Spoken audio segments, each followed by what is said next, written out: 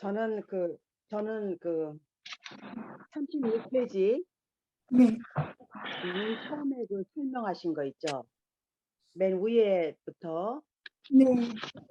성경을 읽는 동시에 그럼 난 어떻게 해야 하지를 생각한다.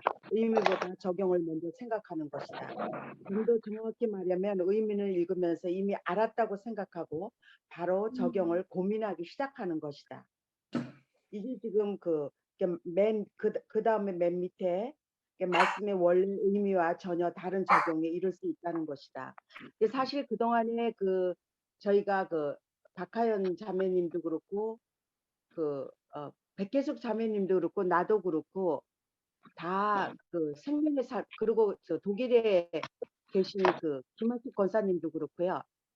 솔직히 생명의 삶을 지금 몇십 년 했거든요. 근데 너무나도 잘못하고 있었던 거예요. 이 큐티를. 그냥 모여가지고 두리뭉실 그냥 이렇게 넘어가고 의미는 깨닫지 못하고 벌써 자기 얘기가 나와요. 그렇지 않아요? 다른 분들 안 그랬어요? 맞아요. 백혜숙 자매님 그렇지 않아요? 김한숙 자매님 안 그랬어요? 우리 다 몇십 년 했잖아, 생명의 삶이. 맞아. 이게 너무너무 잘못된 거예요. 지금 이 하나님의 뜻을 헤아리지 않고 지금 이게 세계적으로 이게 큐티가 다 이렇게 나가고 있다. 그래서 굉장히 이게 그냥 본인들이 가서 했는데 뭐를 했는지 모르는 거예요. 이 하나님의 그 깊은 뜻, 의미를 알지 못하기 때문에. 근데 저는 지난번에도 제가 이렇게 말씀을 나눴는데 그러니까 이거 다시 한번 이야기 너무나도 중요한 얘기 같아요. 골로새서 1장 9절 하나님의 말씀 속에 최종적이고 완전하게 계시된 하나님의 뜻에 대한 깊고 철저한 지식이라는 거. 그게 그러니까 all spiritual wisdom이더라고요. 근데 그게 그래서 이거를 적용을 해야 된다는 거예요. 골로새서 1장 9절에서는 하나님의 뜻을. 근데 그렇게 안 한다는 거죠, 우리가. 그래서 그러니까 대강 얼렁뚱땅 넘어가고 했던 게 지금 선생님이 지금 설명하신 그런 내용들인 것 같아요. 빌립보서도 그렇고 지금 다른 것도 욥기 얘기도 그렇고 이 시장은 미약한 내 나중은 심히 창대하리라. 이거 다 그렇게 알고 있어요. 사람들이. 맞아요. 예. 근데 이게 지금 보편적으로 이 교회 전체가 지금 이렇게 하고 있거든요.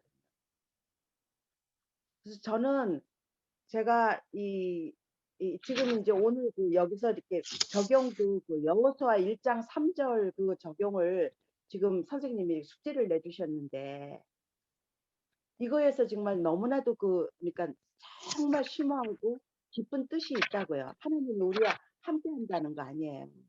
그 뜻이. 그게 제가 보니까는 여호와 삼마 하나님이시더라고요. 하나님이 너무나도 우리하고 가까이 있는데 제가 이거를 공부하면서 지난번에도 얘기했지만 노우라는 그 단어에서 하나님하고 우리는 완전히 성적인 그런 걸로 친밀하게 우리하고 이렇게 밀접하게 있기 때문에 우리는 그게 영원한 생명이라는 거죠. 저는 거기서 막 이렇게 쇼크가 왔어요. 하나님이 우리와 함께 한다는 그 내용이 그냥 말로만 하나님과 우리가 함께 한다 이게 아니고 여호와 삼마 하나님이 가까이 계시다 이 정도가 아니고 정말 친밀하고 밀접하고 그 관계가 우리하고 있다는 거죠. 그게 굉장히 원어에서 기노스코 야다 그게 헬라어 말이고 그 다음에 그게 히브리 말이 야다거든요. 그 뜻이 있다는 거예요. 그러니까 그 뜻을 우리가 깨달아야 그 깊은 뜻을 심오하고 깊은 뜻을 깨달아야 하나님의 내가 함께 한다는 그게 강하고 담대할 수가 있거든요. 그거 없이 그냥 강하고 담대하라.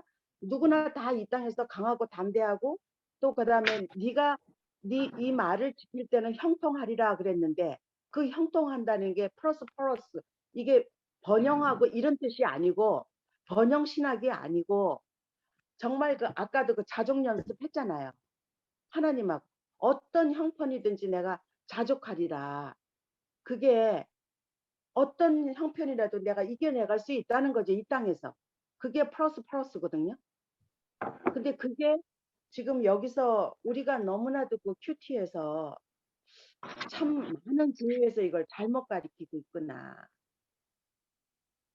저는 이 책을 공부하면서 다시 한번 뭐가 잘못됐는지를 제가 잘 몰랐는데 이 성경 해석을 공부하면서 아 그래 우리가 좀 더 성경은 더 이렇게 깊고 심오하게 그 최종적이고 완전한 그 계시된 거 그거를 우리가 또렷이 갖고 있어야 그게 무기가 되지 않나 이 땅에 살면서 그런 마음이 제가 공부하면서 좀 들었어요.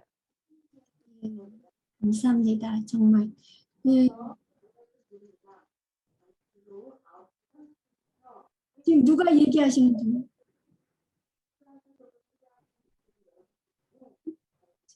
지금 무슨 소리가 났는데 누가 얘기하셨는지 모르겠어요.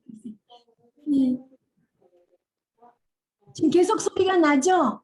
네. 네. 뭐지? 예. 그래요. 정말 여러 가지 문제점을 아주 잘 지적해 주셨어요. 예. 그래서 우리가 그런 실수하지 않으려고 이렇게 공부하는 거죠. 예. 그러면은 또 다른 분들 시연해 주실 분 계세요?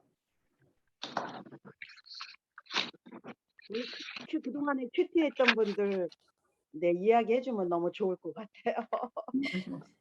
김하숙 자매님 그렇게 오랫동안 네. 큐티 하셨잖아. 백혜숙 씨도 그리고 박하연 자매님도 그러시고 그렇죠. 그렇지 않아? 그러니까 너무 쉽게 그날 응. 꼭 해야 된다는 그 의무감이 항상 있었죠. 그러니까 아침에 일어나면은 큐티백 들고 대충 읽고 습관적으로.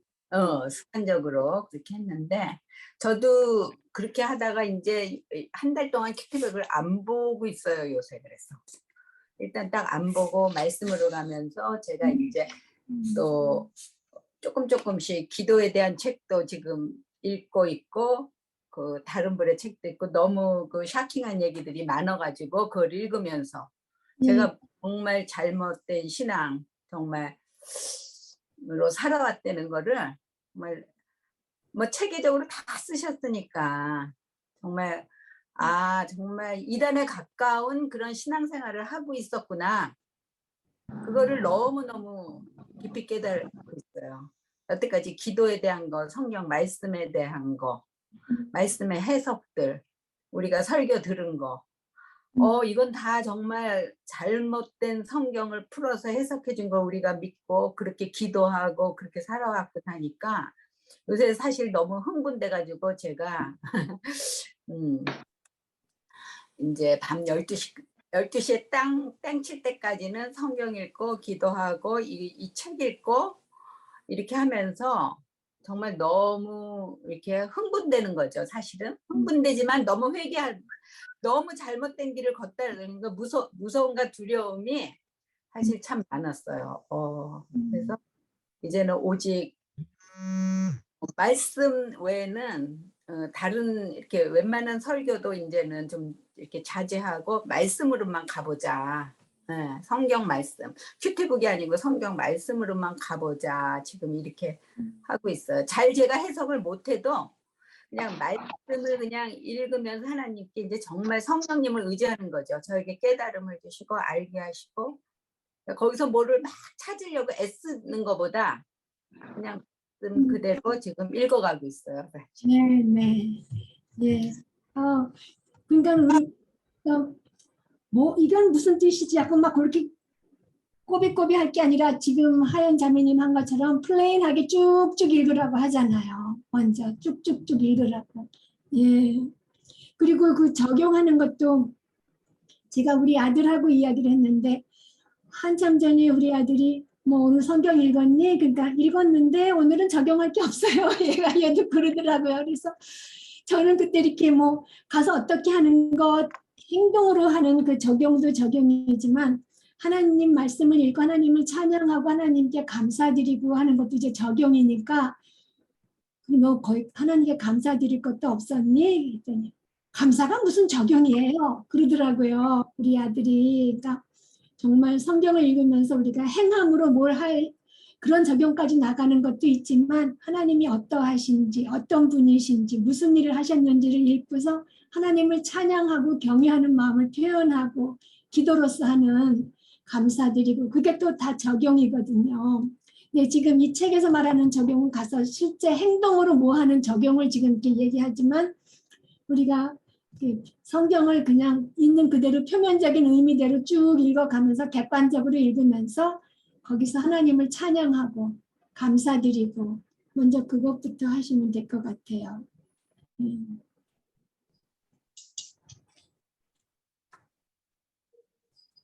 그러면 우리 1번부터 하죠. 1번을 우리 1번 자매님이 해주세요. 저요? 정종혜 저는 정종혜 자매님이 제일 위에 계세요. 지금 제 화면. 네. 1번. 올바른 성경 해석을 위해 명심해야 할 6가지 사항은 무엇입니까? 1. 해석하라. 2. 해석의 목적을 기억하라. 3. 사람의 글로 이해하고 해석하라. 4. 하나님의 말씀으로 이해하고 해석하라. 5. 일관적으로 객관적으로 해석하라. 6. 해석의 일반 원리를 적용하라. 감사합니다. 오늘 이제 우리 하나씩 풀어서 이제 책 따라서 공부할 건데요. 자, 그럼 2번을 우리 김화숙 자매님 해주세요. 우리는 일반 글은 당연히 의사소통하는 방법에 기초하여 해석하며 읽는데 성경을 읽을 때는 그렇게 하지 않은 경우가 많습니다. 1. 성경을 읽을 때 의사소통하는 방법에 기초하여 해석하며 읽는 대신 어떤 것을 생각하는 경우가 많습니까? 성경을 읽는 동시에 그럼 난 어떻게 해야 할지를 생각한다. 의미보다 적용을 먼저 생각하는 것이다. 정확히 말하면 의미는 읽으면서 이미 알았다고 생각하고 바로 적용을 고민하기 시작하는 것이다.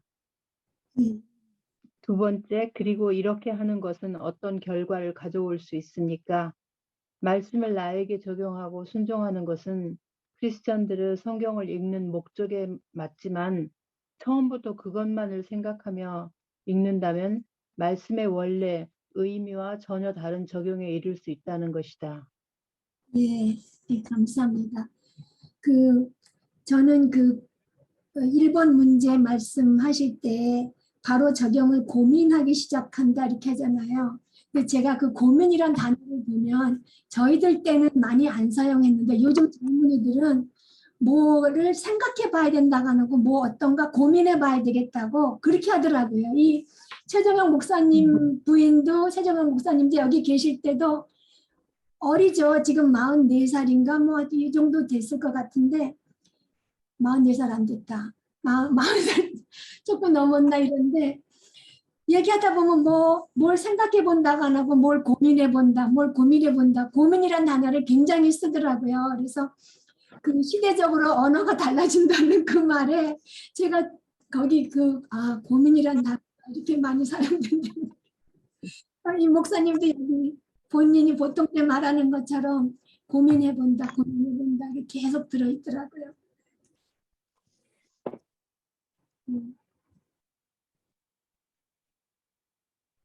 그다음에 우리 지금 다 말씀 여태까지 나눴던 거고요. 우리가 적용을 먼저 하려고 했다는 거. 그다음에 3번을 우리 박하연 자매님 해주세요. 빌립보서 4장 13절을 적으십시오. 내게 능력 주시는 자 안에서 내가 모든 것을 할 수 있느니라. 이 구절에서 내가 모든 것을 할 수 있다는 말을 흔히 어떻게 사용합니까? 시험에 합격한다, 취업에 성공한다, 결혼하게 된다, 승진한다, 시합에 이긴다와 같이 내가 원하는 일이 이루어진다는 의미로 이해한다. 2번, 내가 모든 것을 할 수 있다는 말의 의미는 무엇입니까? 내가 무언가를 해낼 수 있다는 의미보다는 내가 어떤 상황을 감당할 수 있다는 의미가 더 강하다. 어떻게 그 바른 의미를 알 수 있습니까?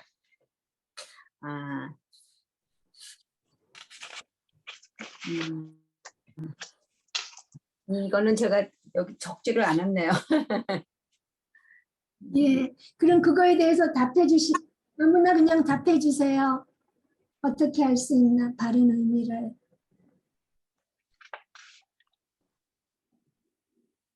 먼저 말씀이 어떤 의미인지를 분명하게 알기 위해 노력해야 한다라고 썼어요, 저는.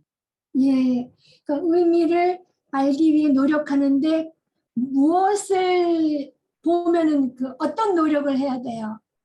위의 문장이나 아래 문장을 서로 다 전체적으로 다 봐야지만 이게 누구한테 쓴 서신인지 뭐 그런 거를 다 알 수 있어서 똑바로 해석이 될 것 같아요.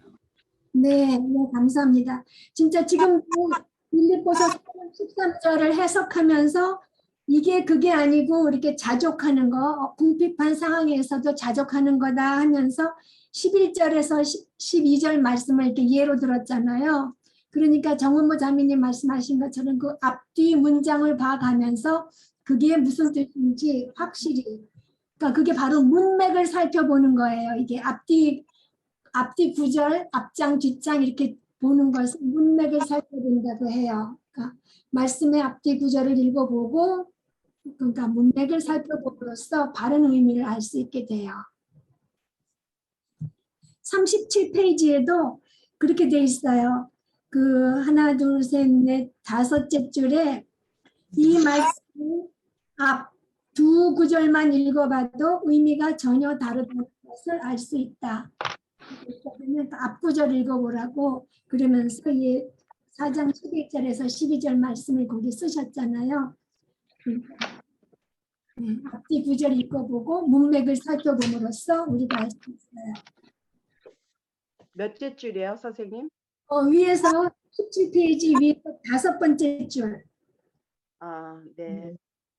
이게 네. 어떠한 형편이든지 자족한다, 뭐 내가 네. 어떤 상황을 감당할 수 있다라는 뜻이 되겠죠. 네. 내가 원하는 대로 이루리다가 아니고 이 형편은 지금 저기 깜빵에 있는 사람들한테 편지를 쓰는 거잖아요. 그러니까 그 사람들한테 아니, 자기가 감방에 있고 빌립보 성도에게 쓰는 거. 네, 그러니까 이 형편은 이런 어려운 상황을 내가 감당할 수 있다 그런 뜻인 것 같아요. 내가 원하는 일을 이루리라 보다는. 네, 맞아요. 그래서 그 구절만 딱 보면은 그렇게 오해하게 딱 맞는데. 그래요. 우리는 나는 한창 오해하고 살았어요. 이거 읽기 전에는. 그러면 4번 우리 김달숙 자매님 해주실래요? 우리가 성경을 읽는 목적은 하나님의 말씀에 순종하는 것이다. 그렇다면 무엇보다도 먼저 해야 할 것은 무엇입니까? 무엇보다도 먼저 말씀이 어떤 의미인지를 분명하게 알기 위해서 노력해야 한다. 그리고 그 과정이 없다면 어떤 일이 생기게 됩니까? 우리는 착각 속에서 순종의 삶을 살게 됩니다. 또 3번, 성경을 올바르게 해석하기 위해서 우리는 어떻게 하는 것이 필요합니까? 그러니까 이미 알고 있다는 교만을 버리고 마치 말씀을 처음 보는 것처럼 그 의미에 대해서 충분히 생각해 보는 것이 필요합니다. 예. 이제 고민해 보는 거. 진짜 우리는 이런 말을 안 썼잖아요. 이런 데다가 고민은 진짜 무슨 큰 걱정 있는 게 맞아요. 고민이 뭘 생각해 보는 건 고민이라고 안 했는데.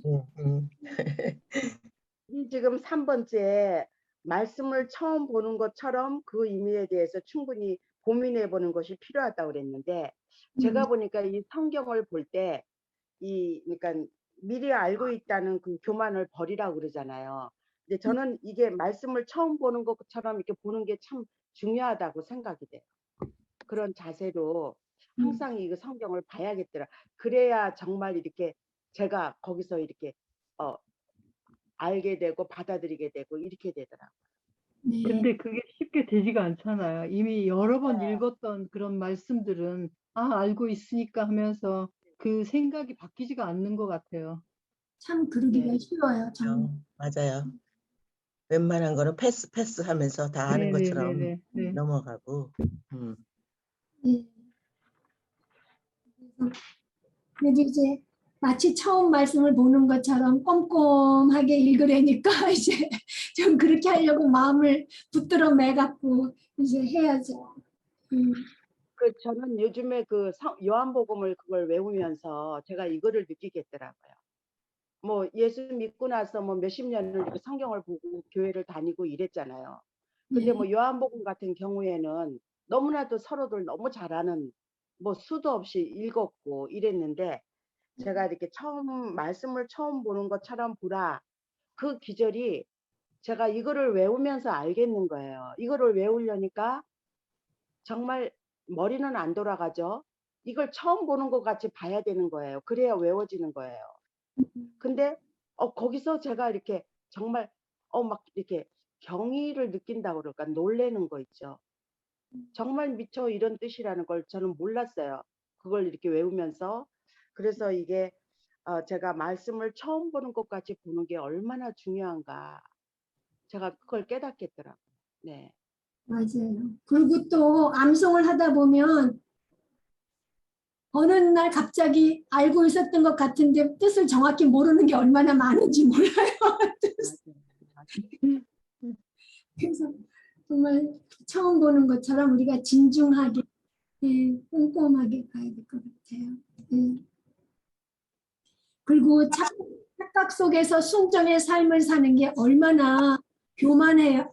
끔찍해요. 그 같이 산다는 거 아니에요. 자기는 성경을 알고 성경의 이러이러한 말씀에 입각해서 나는 이렇게 산다.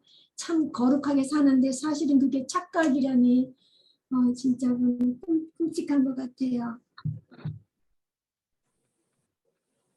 그러면 5번을 우리 어정선 자매님 해주세요. 예, 성경 해석의 목적은 무엇입니까? 하나님께서 말씀을 기록하실 때 의도하셨던 그 의미를 내가 알아내는 것입니다. 간단하게 그렇게 썼어요. 네, 근데 옛날에 믿은 지 얼마 안 됐을 때 오래 믿은 그 동네에 있는 어떤 권사님한테 참 이거를 뭐 의미도 모르겠고 다 모른다 막 이런 식으로 얘기를 하니까 그 속에는 보화가 있기 때문에 캐면 캘수록 나오는 거다. 근데 지금 와서 가만히 생각해 보면 결국은 많이 하면서도 몰랐던 거를 어느 날 정말 보화가 돼서 나타나는 그런 말이 그렇게 표현을 했구나. 그런 생각도 좀 들더라고요. 네. 네. 진짜 캐면 캘수록 부하가 있는데 우리가 그걸 알면서 왜 이렇게 게을리하는지 진짜. 이게 심플할 때 나온 거예요, 결국은. 응? 본연의 자체, 그 말 자체, 자꾸만 딴 생각하지 말고 심플하게 그거를 그냥 말 그대로 이해하고 어느 정도 이제 좀 조금 알 때 그렇게 하면은 그 안에서 이제 보화가 느껴지는 모양이에요. 그래서 그때는 말하기 쉽게 그냥 모르니까 그냥 보아라고 표현도 잘한다 이제 그런 식으로 얘기는 했었어요. 근데 정말 그게 좀 느껴지잖아요. 예. 밭에 감추어진 보화라고 그러잖아요. 네. 진주를 캐라. 네. 정말 보석과 보화가 이 성경 속에 너무나도 많이 있어요. 그거를 캘 때마다 희열이 오더라고요, 진짜. 세상에서는 이렇게 느낄 수 없는 썩어 없어질 거하고는 비교가 안 되는 그런 그 보화. 여기서도 그 책에서도 그 나오잖아요. 이렇게 정말 그 에베소서 그러니까 영적인 복을 에베소서 1장 3절 이스라엘이 물질적인 복을 약속받았다면 우리는 영적인 복을 약속을 받았다고. 그게 세상 사람들은 이해를 못 하잖아요. 여기면은 끝나는 줄 아는데 우리는 여기 끝나지 않고 그러니까 잠깐 여기는 머무는 데고 우리는 영원한 생명하고 연결됐다는 거. 그게 이 땅에서 얼마나 우리를 정말 강하고 담대하게 하고 얼마나 우리한테 포근하게 하는지 우리 마음을 네. 네. 공감 속에 있게. 그 시편 19편 7절처럼 영혼을 소성케 하고 우둔한 자를 지혜롭게 하고 눈을 밝게 하고 마음을 기쁘게 하는 그 영원한 도잖아요. 그러니까 정말 생각할 말씀이 그 보화지요, 보화. 사람들이 그걸 말씀 찾으려고 얼마나 사람들이 그거를 찾으려고 그 유명한 철학자니 뭐니 정말 내가 누구고 나는 어디서 오고 어디로 가고 이러는 거 얼마나 정말 그 헤매고 있어요. 근데 성경에서는 아주 직선적으로 아주 그렇게 얘기하잖아요. 아주 단도직입적으로 이렇게 얘기를 하잖아요. 근데 그게 안 믿어지는 거죠, 사람들이. 근데 그게 문제인 것 같아요. 이게 믿어지는 거와 안 믿어지는 건 하늘과 땅 차이거든요. 근데 그게 믿어질 때는 정말 우리 마음에는 평화가 있고 평안이 있고 네. 백혜숙 자매님 얘기해 주세요. 말씀하신 거. 지금 말씀하시는 저희 친정어머니 생각이 나는데요. 지금은 돌아가셨는데 오래됐는데 저희 어머님이 그렇게 이렇게 제가 이렇게 볼 때마다 이렇게 집에 들어오고 또 잠자기 전에 이렇게 항상 우리 엄마의 모습을 보면은 항상 창가 옆에서 성경책을 항상 바닥에 놓으시고 줄자로 이렇게 해가시면서 그렇지 않으면은 읽은 거를 또 읽고 하신다고 줄자까지 준비하셔갖고 돌아가실 때쯤에서는 성경이 무지 컸어요. 아주 글자를 큰 걸 사드려갖고. 근데 항상 얘기하시는 것이 이렇게 성경이 왜 이렇게 꿀송이 같이 다냐. 이렇게 너무너무 달다 그러면서 저한테 그렇게 말씀을 하시고 그랬거든요. 근데 그때만 해도 저는 성경을 한 번도 창세기도 읽어보지 않은 그런 적이었어요. 그런데 저한테 너는 어떻게 교회 다니는 애가 성경책 한번 읽는 것을 못 보냐 그렇게 꾸지람도 한 번도 안 하시고 뭐 기도하는 것을 이렇게 못 보냐 뭐 그런 것도 안 하시고 그저 항상 문을 이렇게 열으면은 이렇게 또 꿇어앉아서 갖고 기도하시는 거. 그렇지 않으면은 항상 창가 옆에서 성경책 보시면서 왜 이렇게 성경이 이렇게 꿀송이 같냐 그러고 그러셨더라고요. 그런데 저는 그 말씀을 이해하지를 못했어요. 무슨 성경이 꿀송이 같다고 그러시나 하고서는 그냥 우스운 저기로 넘겼는데 나중에 수년이 지난 후에 제가 성경을 보면서 우리 엄마가 이렇게 얘기하신 것이 이거였었구나. 정말로 꿀송이 같다. 제가 그렇게 느끼는데 하여튼 이 성경은 보면 볼수록 이렇게 몇 번을 읽어도 이렇게 이렇게 지나쳤던 게 눈에 들어오는 거예요. 그냥 이렇게 생전 안 읽었던 그 규절처럼. 그러니까 이 성경은 또 보고 또 봐야 되는 것이로구나 제가 깨닫고 있어요.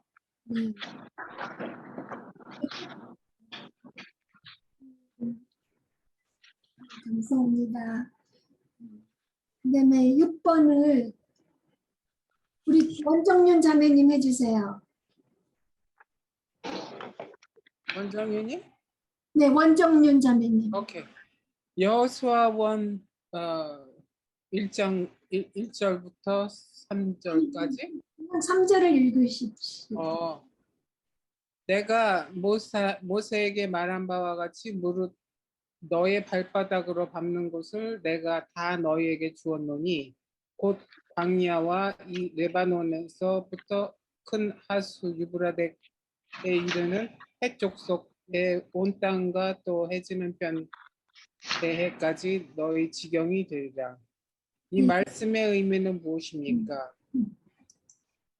이미 약속된 것을 줄 것이니 말씀을 믿고 순종하라는 말 같아요. 네, 예, 왜냐하면은 일찍이 모세한테 벌써 말씀하신 거니까 같은 말씀이니까 이거는 이미 약속된 것이니까 너희들이 믿고 따르라 이거 같아요. 그러니까 요 구절만 1장 3절만 보면은 그냥 그 약속의 땅을 주겠다고 밟는 곳은 다 준다고 이제 네. 땅 주겠다고 하시는 거죠, 그죠? 예. 그다음에 2번도 해주세요. 2번? 2번 없는데. 작은 2번. 작은 2번? 아, 아니 없어요. 2번 이 없는- 말씀이 제가 문제를 내놓고 나중에 숙제를 하다 보니까 내가 그걸 고친 게 저는 없어요. 아, 근데 2번 문자가 뭐예요? 2번 없어요? 작은 2번 없어요. 없어요. 아, 저는 거기다가 말씀의 의미한다면 이 말씀이 어떻게 오해되고 있는지 또 그러면 찾아봐 주세요, 지금. 말씀이 어떻게 오해가 되고 있냐고요? 40페이지 마지막 문단에 보면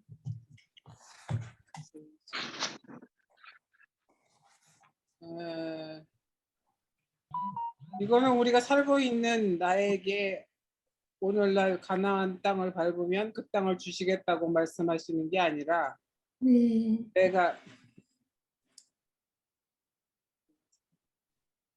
몇 달이나. 네. 거기 이제 40페이지 맨 마지막 문단에 이제 어떻게 오해되고 있는지 잘 나와 있죠. 네, 네, 밟는다고 주시는 게 아니고 네. 문장을 시작해야 돼. 예. 그러니까 이건 이스라엘 백성들이 한테 요단강 건너 땅을 주시겠다는 그 약속이고요. 예. 예. 그거를 우리가 지금 우리한테 적용해 갖고 가서 땅을 밟는 그러면 주신다고 그렇게 이해하는 사람들이 있으니까 네, 안 된다고. 예. 그다음에 그럼 7번을 우리 진손 자매님 해주세요. 욥기 8장 7절의 의미는 무엇입니까? 8장 7절은 내 시작은 미약하였으나 내 나중은 심히 창대하리라. 이 말씀은 우리가 하는 일이 번창하리라는 말씀이 아니라 욥에게 일어난 나쁜 일들을 보면서 죄를 인정하고 회개하라고 하는 말씀입니다. 네. 그럼 우리가 욥기 8장을 한번 펴보세요. 진짜 그런지 욥기 8장 진성자님이 8장 1절부터 7절까지 읽어주세요.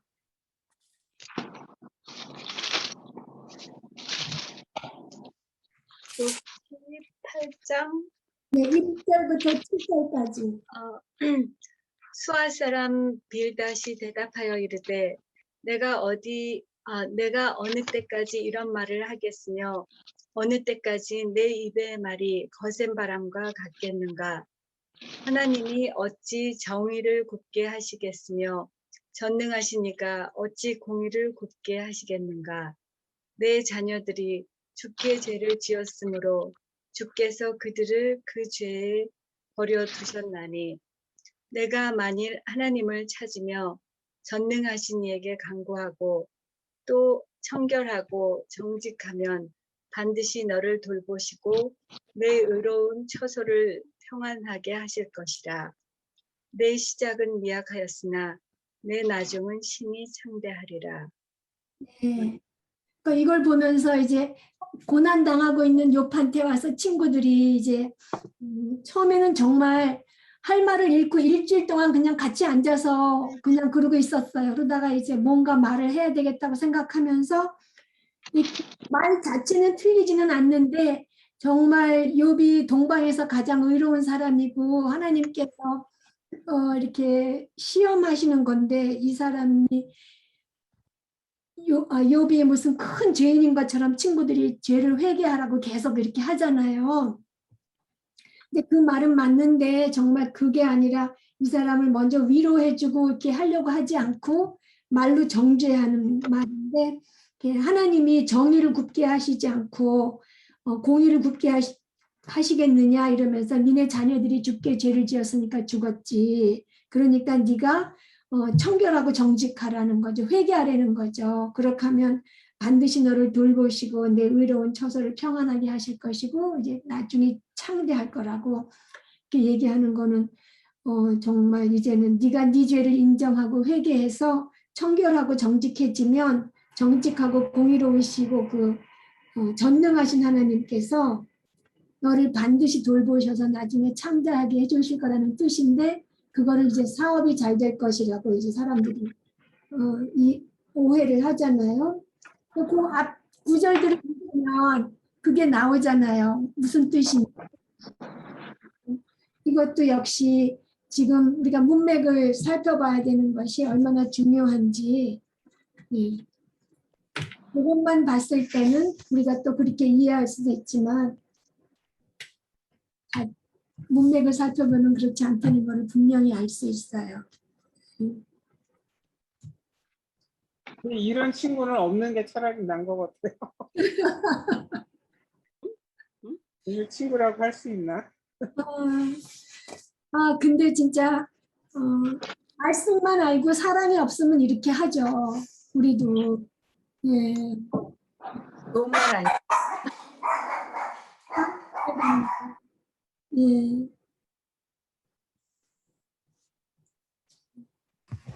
그러니까 남한테 조언할 때 참 조심해야 될 것 같아요. 네, 조심해야 돼요.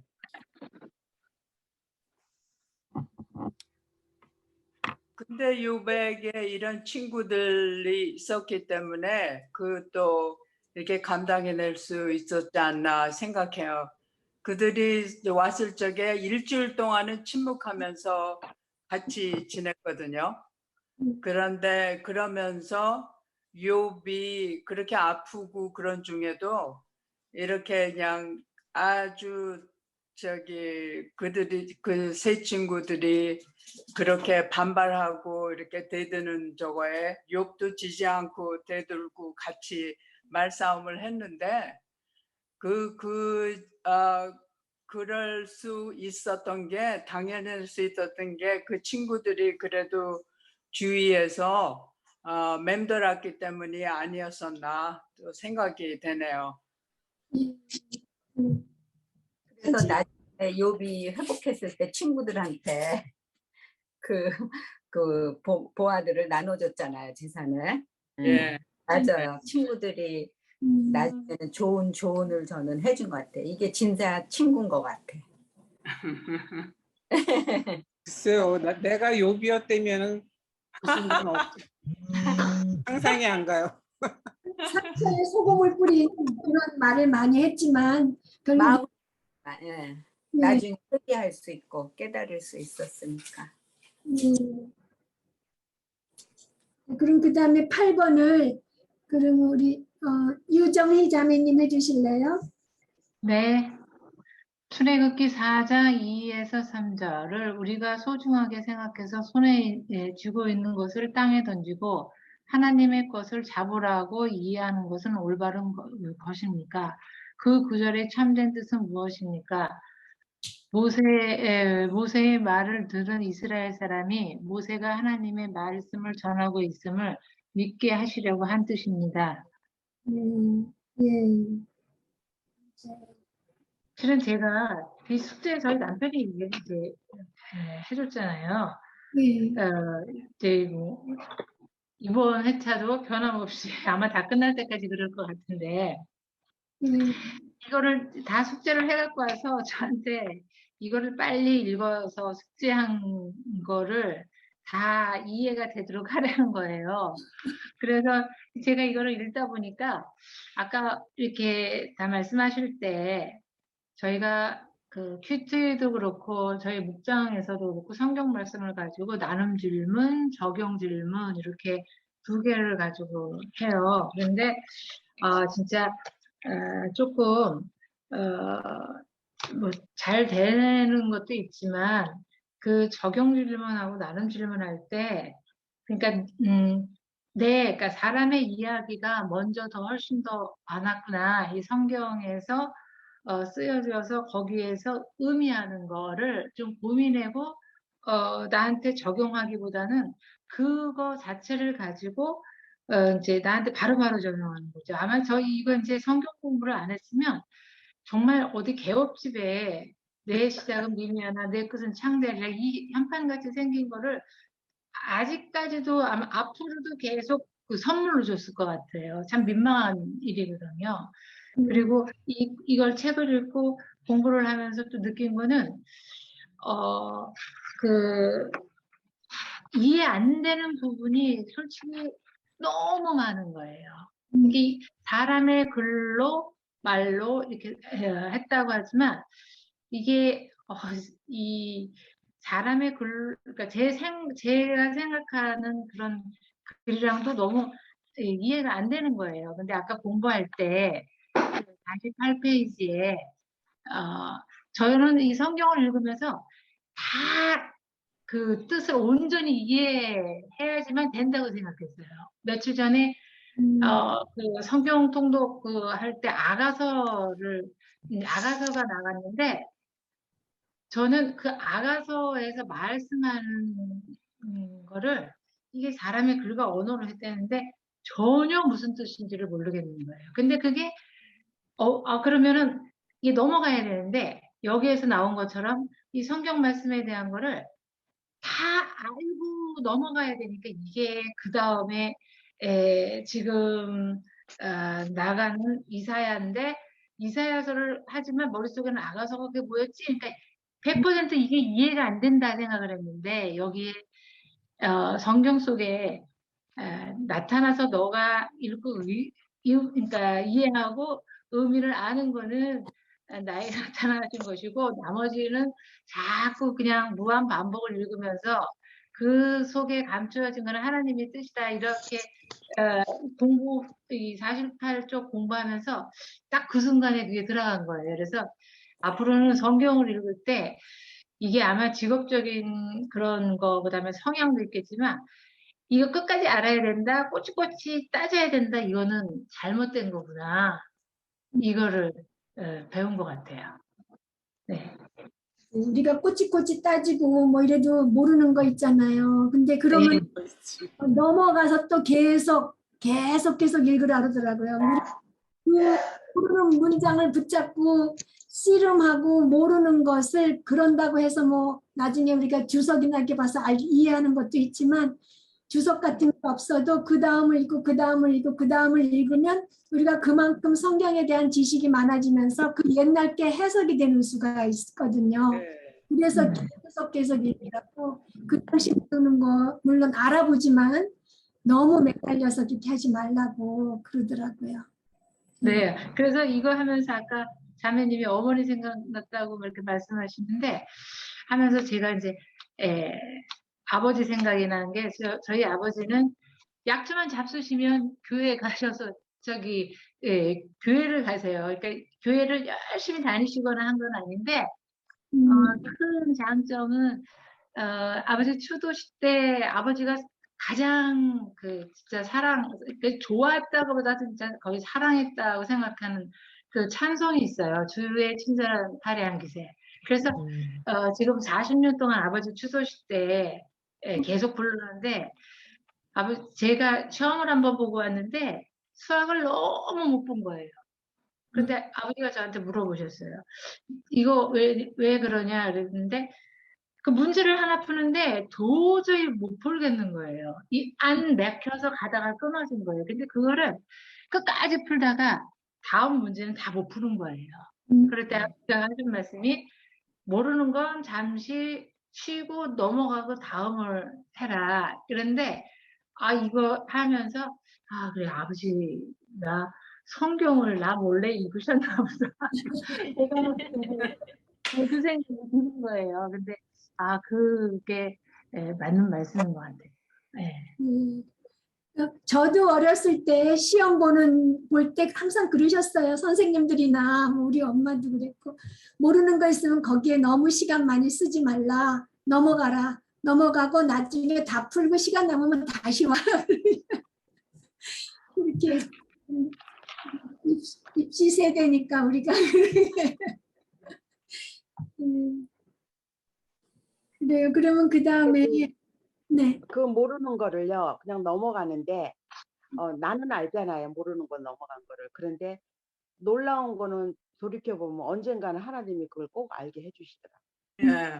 성령님께서 그게- 도와주시는 거죠. 예. 예, 근데 그게 참 놀라웠어요. 그러니까 하나님의 그 섭리라고 할까, 그 꼭 알게 해주세요. 근데 내가 몰랐던 게 그게 은혜더라고요. 내가 몰랐던 거에 대해서 내가 나 자신을 알기 때문에 그때 나중에 그거 알게 될 때는 나한테 너무나도 기쁨으로 오더라고요. 예, 그것도 은혜지 않나. 예, 감사하죠, 진짜. 그러면 그 다음에 9번을 우리 정훈모 자매님 해주세요. 여호수아 1장 3장 9절의 말을 나에게 적용할 수 있나요? 네, 강하고 담대하라. 두려워하지 말라. 놀라지 말라. 내가 어디 가는지 내 하나님 여호와가 너와 함께 같이 하느니라. 예, 그 가슴에 새기고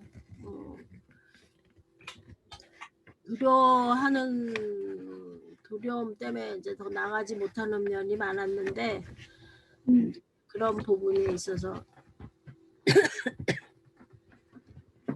이 말씀이 저한테 적용이 되는 것 같아요. 네. 제가 이제 이거를 저는 숙제를 낸 다음에 이거를 전날 해요.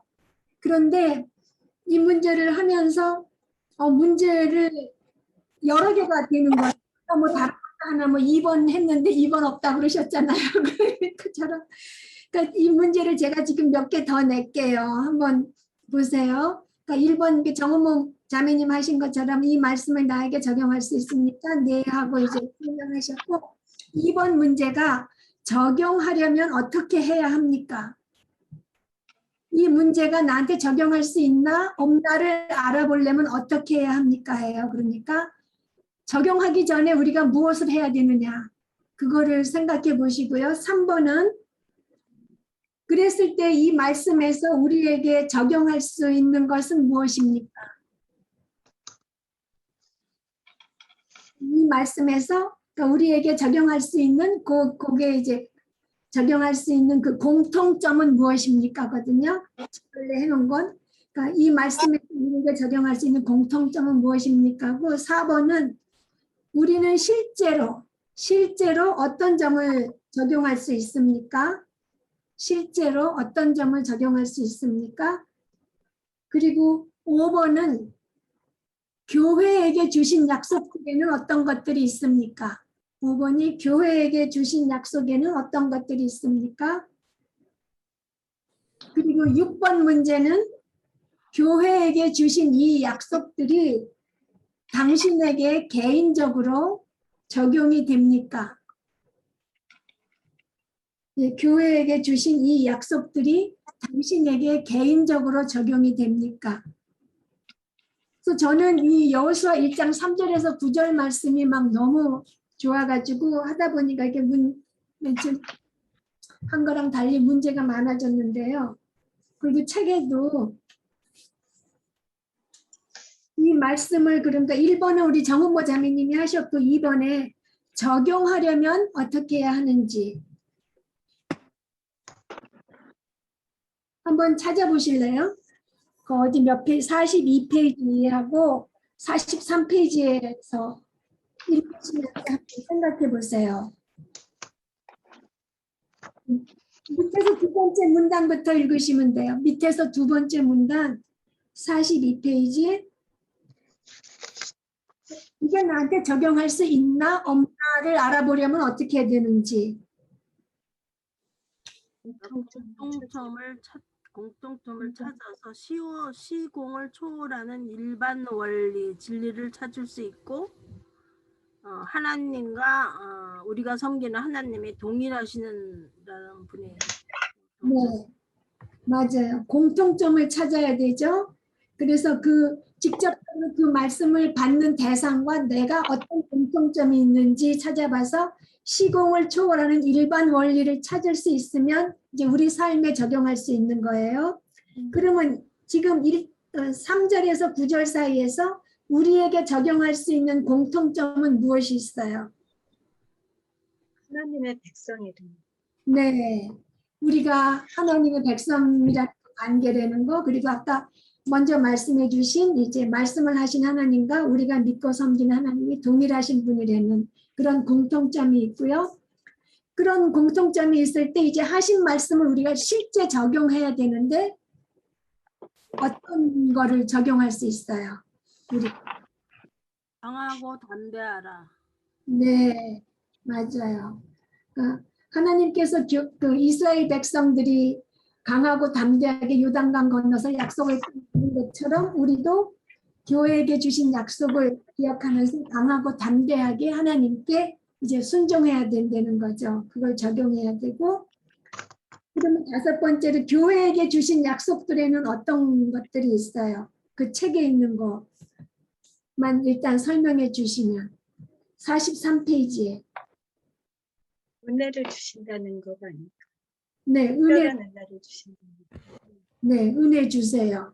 예, 성경 구절을 가지고 어떻게 확실하게 약속해 주셨는지. 하나님, 아버지 하나님의 손에서 우리를 빼앗을 자가 아무도 없으며 아들 예수님께서 세상 끝날까지 우리와 함께 하시고 성령께서 우리 안에 계신다. 네. 그리고 그 위에 이제 에베소서 1장 하고 담대하게 순종한 것을 명한 것처럼 우리에게도 같은 명령을 주셨다. 네.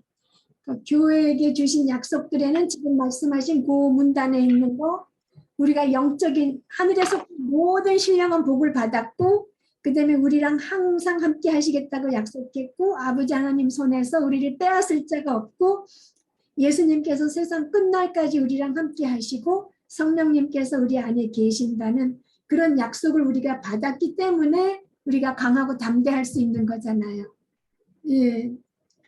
그런데 이 약속들이 선생님들 개인에게 직접 적용되는 그런 약속인지요? 그러니까 하나님과의 관계가 완전히 자신의 주님이시고 나의 죄를 죄를 지신 주님께서 돌아가신 그리스도 이제 하나님의 자녀로 입양이 된 그런 사람에게만 이 약속이 적용되잖아요. 지금 이 책에 있는 약속이. 그러니까 이 말씀을 보시면서 내 자신이 진짜 구원받았나, 하나님과의 관계가 완전히 원수 관계에서 자녀의 관계로 바뀌었는지 점검해 보시고, 안 되셨다고 생각하시는 분은 회개하고 하나님께 오시고, 확실하다 하시는 분은 주님께 감사 찬양을 드리시면 돼요. 네, 감사 찬양 드리겠습니다.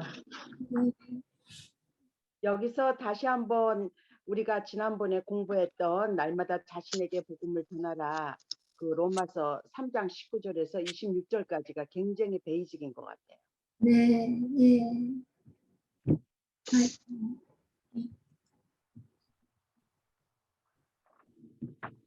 그 교회에게 주신 약속들 이런 걸 보면은 진짜 가슴이 벅차잖아요.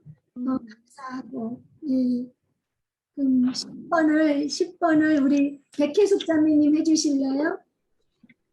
네. 성경을 사람의 글로 이해하고 해석할 때 무엇을 아는 것이 중요합니까? 그래서 우리는 상황에 따라 말의 장르를 이해하고 자연스럽게 장르에 따라 의미를 해석한다. 성경을 사람의 글로서 해석하라는 말, 그런 의미다. 그래서 장르, 언어, 상황, 문화, 역사를 아는 것이 중요하다. 그것을 면밀히 조사해 저자가 전달하고자 하는 핵심의 의미를 찾는 것, 그것이 성경을 해석할 때 우리가 해야 할 일이다. 네. 그러니까 그 장르, 그러니까 메가더 스터디 바이블을 내는 그 문화나 역사나 그런 상황 같은 게 참 미리 다 맨 앞에 나와 있잖아요. 그래서 그게 정말 도움이 많이 돼요. 그 책이 예, 뭐 사실 수 있으면 사셔서 11번을 그럼 우리 이경은 자매님 해주세요.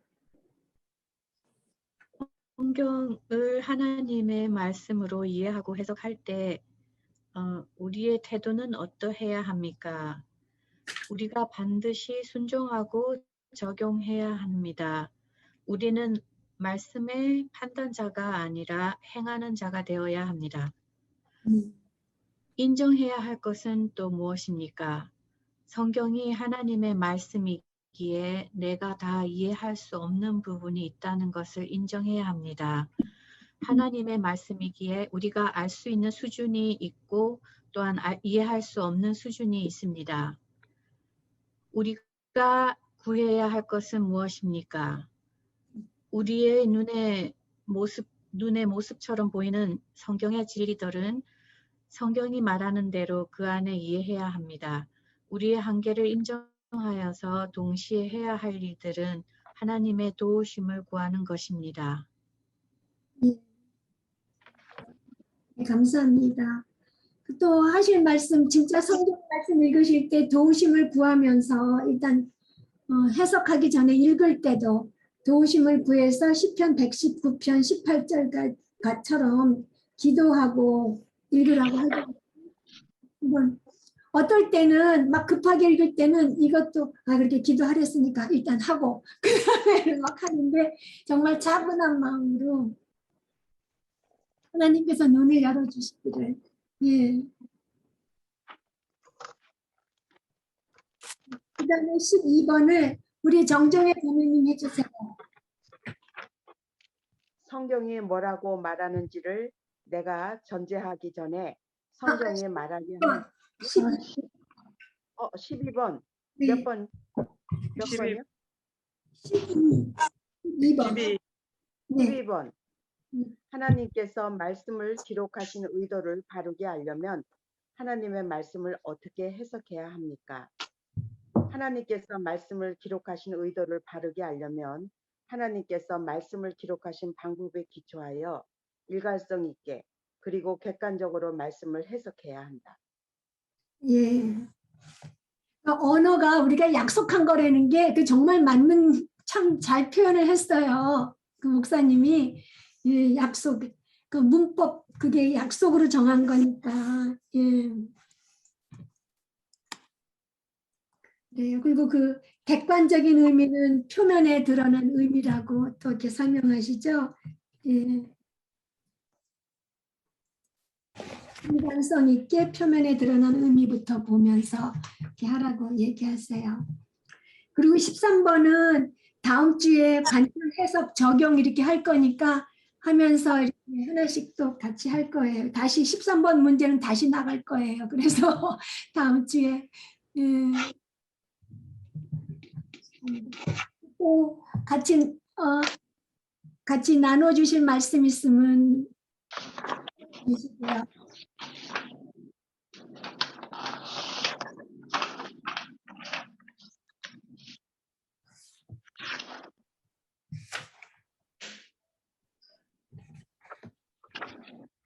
특별하게 나누실 말씀 없으시면 우리 이경문 자매님 기도해 주시고 마치겠습니다.